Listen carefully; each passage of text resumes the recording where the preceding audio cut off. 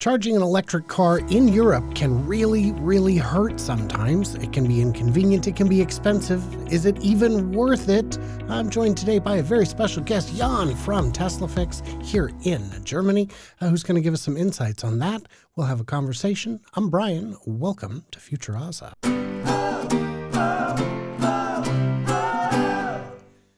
Jan joining me again. Hi, everybody. From Tesla Fix, one of the great channels. Of all the channels of all time, it's one of them. So I would agree, yeah. So it's made, just like Jan himself, it's made a list. He is on a list. Yeah. So that's great. On the payroll of Elon Musk, actually. Aren't we all? Yeah. Aren't we all? They always tell us. Yeah. I've seen those genius analysts who say that I am on the payroll, which is a little ridiculous. And, oh, well, then maybe that's how you get into all those events. Yeah. Maybe they use Brian for the purpose of decepting because he is not invited to any main Tesla event. When they let the new guy, or the guy who'd been there 7 years doing the planning for all these big events, I saw people, oh my gosh, how am I going to get into events? I said, it doesn't really change anything. If anything, maybe my odds have gotten better. So, yeah. So EU, I do have a question for you guys in the comments. My phone is getting quite old. It is from 2017. I got it reconditioned in 2019, and it's time for a new phone. What should I get and why? What iPhone should he get? I don't know if I'm ready for an iPhone. I don't think that our audience, of course, likes that. But their iPhones are very popular. Yeah. But if you want to make a case for iPhone in the comments below, please do it. Yeah. And at the end of this video, we've got a little cultural exchange. I've brought some gifts for Jan. So that'll be very exciting. You'll get a little taste of America. So apartments. A lot of people in Europe live in apartments. Is that true? No, that's of course it's true. It's true. Yeah. And why is that? So, if you look at the map in Europe and you see the populated areas and stuff like this, of course we have some rural areas as well, but we have limited space.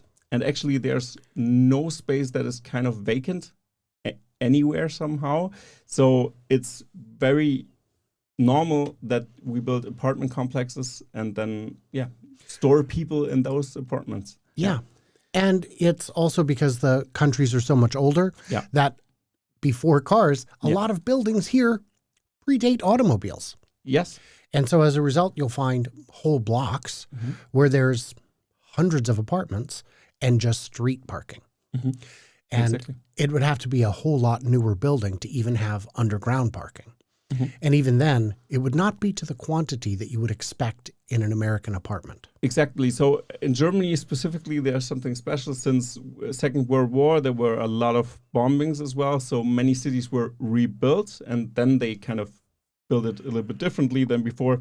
But we still have cities with a lot of old towns, and those are historic, so we cannot tear anything down there. This means also no parking spaces below that. So we have limited space in that sense. So very strict laws. If your neighbors don't have a 5-story building, you cannot build one as well. So there are different laws, but yeah.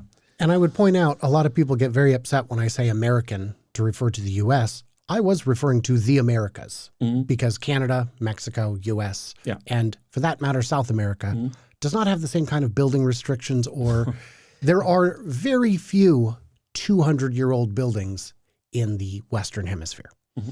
So looking at Germany here, it looks like, according to this, and I've seen numbers that were even higher, half live in apartments. Mm-hmm. So that can make charging difficult. So my question would be, are there enough chargers, public chargers? So that's a difficult thing to answer. In bigger cities, I would say yes, kind of, but it's different. So it's still a very loose patchwork, I would say. There are some businesses or some city energy companies owned by the city that provide with some charging infrastructure on parking lots, for example. There are some stores like the Aldi, for example, which is also a big one here in Germany that offers charging, or the Kaufland, which is also a chain here that offers charging with a very strange charging experience where you set up 3 accounts or something to get your car charged. But yeah, so there is charging infrastructure, but not as much as you would like. But now they are changing the law, actually, that when you build a new building, which really rarely happens, but if you do, then you're mandatory to provide charging in the parking spaces. And we'll pull up a map here of PlugShare looking at Germany. We'll pick a city like, why don't we pick, what's a good one? Why don't we do Dusseldorf? And just zoom in on the PlugShare map and see the chargers. The more you zoom, the more you see. Yeah. And but is it enough? All the chargers that you and I have been to were at least partially occupied. Yeah. But all of them really were pretty well utilized. They're not sitting empty like some that you see, especially in the US. Are they reliable? Now, in Europe, everyone's on the same plug. I mean, there are still some Chatamo out there, but everyone's on CCS2. Yeah, but those European version of it. Yeah, but the charging stations almost always have 3 plugs, actually. Okay. So they have those the ones I'm not sure how they call it. See something. We have 3 plugs. Damn it! It's all right. My question is though, are the chargers reliable? So I would say that the apps or the charging stations, it's almost like they have problems with connecting or finding the connection to the car. That's the main issue I had a lot. So for example, even on the Ali parking lot, for example, which is mostly has a lot of uptime actually because it's near to a store and it's maintained kind of with them as well. So they sometimes don't work. They just don't work. I cannot pay or it doesn't react the thing. So it has bugs, of course. And also the BP ones here that we have, BP Pulse, yeah, that's also available. Here it's called Aral, which is a subsidiary of BP, a different branding just. So they are reliable, but sometimes they didn't work as well. So it depends. It's I would say 60-40. Wow. So 60 uptime, 40 downtime. Wow. So we need a supercharger here in South Germany. I'm really rooting for that. Or on the Swiss side even. I don't care, but I don't want to drive 30 minutes to charge the car. It doesn't make sense. Now, when you've used the Supercharger network, so not the BP, not the other ones, but the Supercharger network, has that been reliable? Yeah. Yeah. Plug and play. Yep. Press the button, plug it in. Walk away. Yeah. Done. And that's kind of a universal theme. See, I've been under the impression that because Europe has a unified standard, that it meant that you'd have at least a little bit more of a unified experience, but it isn't. It's like what we were talking about yesterday at the store was, it feels like if you had to apply for the credit card from every single gas station. That's almost like it is. Yeah. So the system here is pretty different. You have to think about this way. They at first did not install charging stations in the beginning that just have like a credit card payment function because they want to suck you into their stupid roaming payment system that they have, where you apply for a card, actually a charging card that you have to charge up as well or connect to your credit card. So it's like if you go into the theme park, into Disneyland, and you have like special Disney dollars or something like this that you have to pay, and you're inside of their strange infrastructure. And this charging card works with different charges as well, but then you have the choice of, 15 providers or something. And they have to send you the card to your postal address. That's crazy. Yeah, absolutely. That's not a good system. So let's talk about home charging, because for half of Europeans, that's going to work. And again, this is different by countries. Romania, a lot of single family homes, a lot of in Eastern Europe we're seeing. But then as you get into Western Europe, the more expensive and developed it is, the more multifamily units we're seeing. So then you've got electricity prices. Now, in the U.S., we average something like 15 cents per kilowatt hour. In places like Southern California, San Diego can get up to 35 cents at certain times. In the Northwest, I'm at just under 8 pennies per kilowatt hour. So a full charge on my car is like $5 at home. So let's look at these energy prices. These are tough. Now this is per megawatt, but so that's what 87 cents a kilowatt. That's brutal in Italy. Germany, it says that in February your rate went up to 61 euro pennies. I don't know what you call those. Cents. Okay. Per kilowatt hour. So add 10% to that for US rates. That's more than I've ever paid at a supercharger, at a public charger. Brian, let me put it this way. Electricity in Germany costs more than on some islands around the world. And think about that.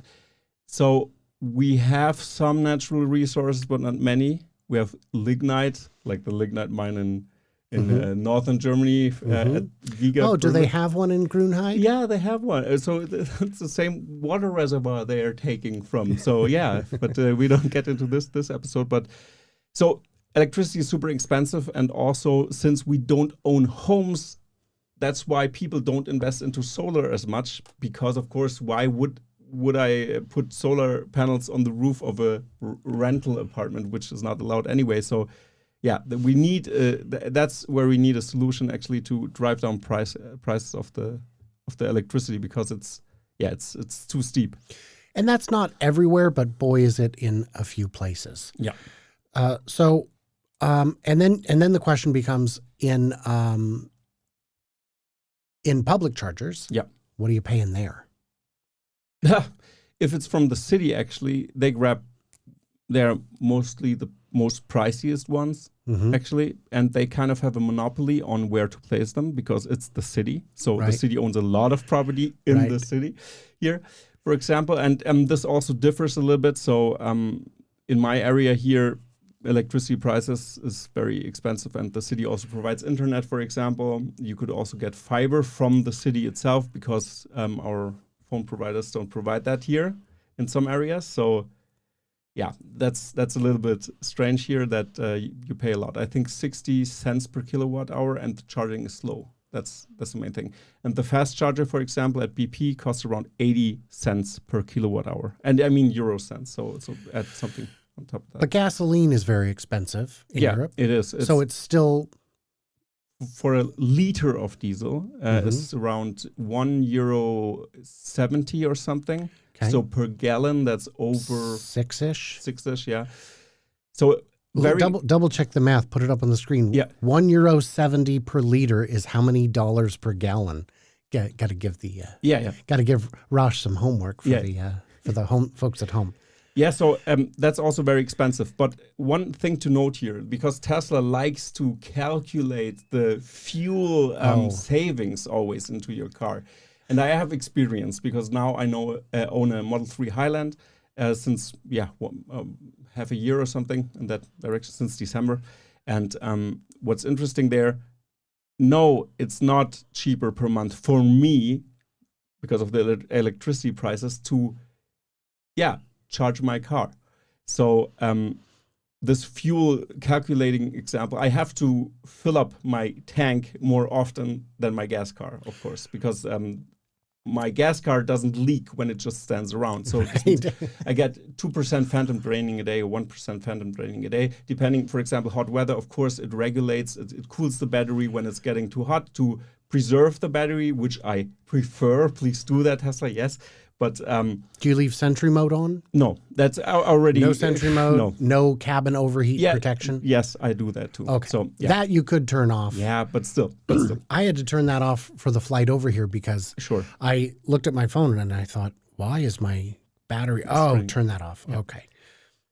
Is there anywhere you can charge for free? It used to be.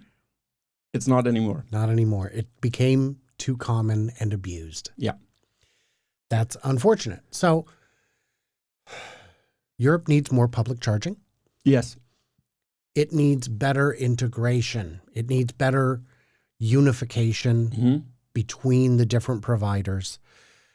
Is an electric car right for apartment dwellers today? I would say so, because the way how much capacity you now have, especially with the Teslas, I wouldn't recommend those smaller cars, even the city cars, because if you can't plug them in, then it gets dangerous pretty fast, because when they have just I don't know how much kilowatt hours, the smaller...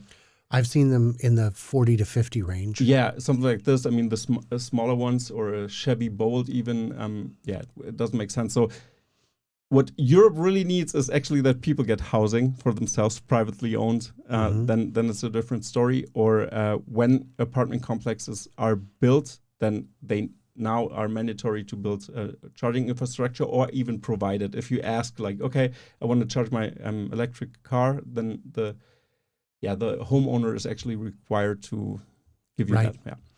Okay, so in a minute we've got our cultural exchange coming up, and but in the comments, what did we miss? What do we misunderstand? Does EV charging in EU suck? It sucks. You're not in the comments. Yeah, I'm not. But he will be. Wait a second. But he will be. I'm here. Yeah. But everybody else, like, subscribe, do the usual, and stay tuned, stay juicy, and I cannot wait to hear from you, clever robots, when we do our cultural exchange right now. Yeah. Cool Ranch Doritos. Cool Ranch Doritos. Now, I tried to find a small bag, but I couldn't find one, and I wasn't bringing a large bag. Have you had Cool Ranch before? No. Have you heard of it? No. Yeah, I know what ranch is, but... Yeah. In Europe, I've seen this marketed as American flavor. American flavor. Okay. So, because, here, just hold your hand out. These are, I'd like you to describe the taste. Okay. First, the smelling test. That's very important.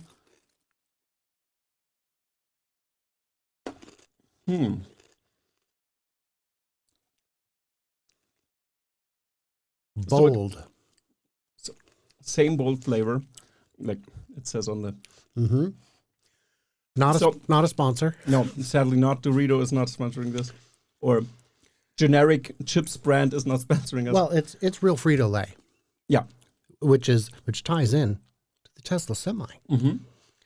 So I would say it tastes like tortilla chips. It is a corn chip, yes. Yeah, corn chip. Salty a little bit, not spicy, but maybe peppery a little bit.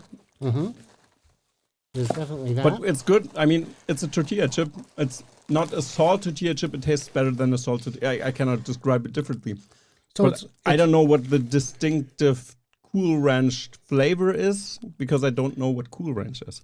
So ranch dressing is buttermilk with seasoning, and so it's that. But we've got cheddar cheese, and then it just says spice. Yeah. So yeah, generic spice. No. Yeah. Now but they're good. Mm-hmm. I'm sure you've seen Ritz crackers before, but Ritz crackers is only part of the story. Here, I'll just hand you that. You can. I'm sure you've had one before, but that's not where we're going with this. Mm-hmm. Because if we're gonna... Oh, one thing to note here, these kind of chips are also in Europe. Doritos, we have them. Mm-hmm. But different kinds. I think the standard ones, the red ones, the spicy ones. Yeah. I don't think they're as spicy as in the US. It might, but who knows? So this is a Ritz cracker. Go ahead and give that a shot. Mm-hmm. And what you really need is some American cheese. Yeah. Mm-hmm. Because this is... Oh, I am so sorry about your desk. No worries. That's just a $5,000 wood desk. That's very prone to staining. No, no, just kidding. This antique desk. So I have here now the real cheese, because if a country knows something about cheese, then it's America. So This comes in different flavors. I chose American on purpose because it's hilarious. It doesn't taste like cheese. Let's tell you that. It tastes like simulated cheese or chemicals. It tastes like chemicals. It's also like it tastes a little bit like paint thinner. Yeah, because you cannot. A European who lives at the Swiss border Yeah, so cheese factories or cheese producers. This is so. You got to have one more just to make sure you got the full. Would I get experience there? Heart attack when I eat a It's so salty. It is very, very salty. This is the sort of thing kids will eat. I think this cheese is insulting. No, that's a really bad one. Dr. Scott Walter might like that joke. The thing with these is that they're, I mean, is it cheese? Does it even say cheese on it? Pasteurized cheese snack, which I think absolves you of legal issues. This is it's not. I would say it's not too good. It's almost like. I mean, those dips for in the cinema that you get with tortilla chips, for example, those liquid ones. I mean, this is also not real cheese, kind of. But coming or being near to Switzerland, I'm used to, for example, cheese fondue, and that's what I could compare it to. Loosely, because cheese fondue actually is good. I